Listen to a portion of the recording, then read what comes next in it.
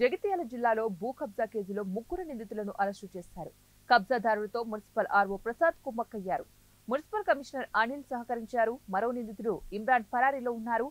జగిత్యాల భల్లియా పరిధిలోని 1599 survey number 12 గుంటల స్థలం కబ్జా పట్టానికి చెందినటువంటి కాజా అమీరుద్దీన్, ఇమ్రాన్, ముజాకీర్లు కబ్జా చేసే క్రమంలో మున్సిపల్ ఆర్ఓ ప్రసాద్ వారితో చేతులు కలపగా మున్సిపల్ కమిషనర్ అనిల్ సహకారం అందించారు.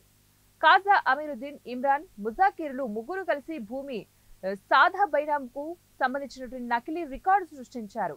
Municipal RO Prasad, commissioner Anil సహకారంతో ఫేక్ అసెస్మెంట్ ద్వారా విఎల్టీ నకిలీ ఇంటి నెంబర్ను సృష్టించారు.